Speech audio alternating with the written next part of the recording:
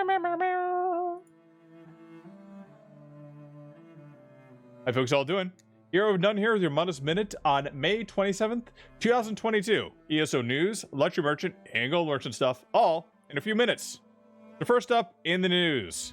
Well, not too much in the news, except High Isle is coming. June 6th for PC and Mac, and June 21st for Xbox and PlayStation.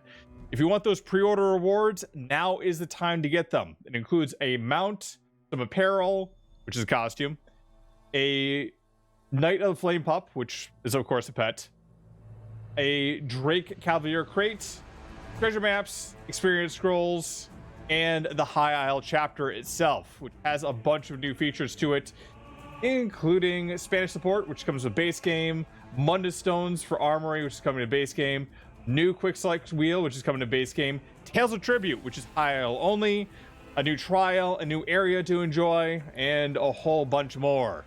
Pre-order now if you want to get it, or just wait till afterward. I guess you don't get the pre-order stuff. I'll leave links down below along with all the PTS patch notes, so if you want to see what's getting broken and what's getting enhanced and all that other good stuff, take a look. Let's take a look at the luxury merchant and the golden merchant for this week, shall we? So on the luxury merchant this week, we have a bunch of nautical themed stuff.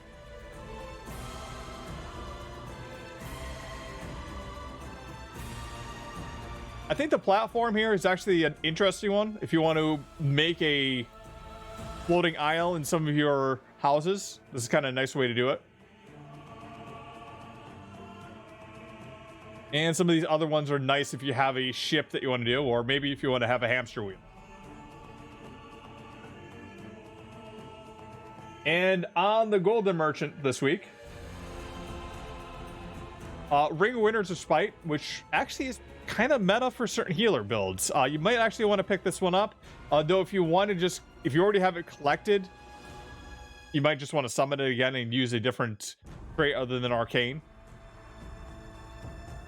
But honestly, Arcane for healers isn't that bad, to be completely honest. So that's not a bad one to get. Witchman's Ring for 150k. It's 5-piece. When you use ultimate abilities, you heal yourself for 52 health and restores 51 stamina. Magicka per ultimate cost. Don't see this one used a whole lot either.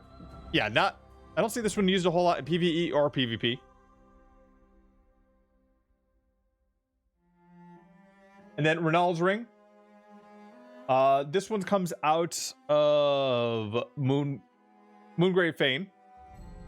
And when you deal direct damage, you get stack a resolve for 5 seconds. Each stack increases your healing taken by 1% and physical and spell resistance by 420.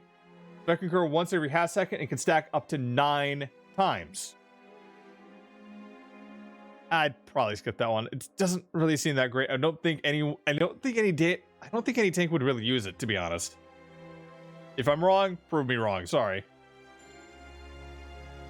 Oh, sorry. And then also for 250k, Ice Furnace Ring. When you deal frost damage, you deal an additional 1,141 flame damage to all enemies in 8 meters of your initial target. This effect can occur once every 1 second and scales off your weapon damage or your spell damage. This was an interesting set a while ago, but the damage on it is pretty poor. Yes, it works with frost dots, but the flame damage it does, kind of negligible, even though it is an AoE, and it does have a 1 second cooldown to it.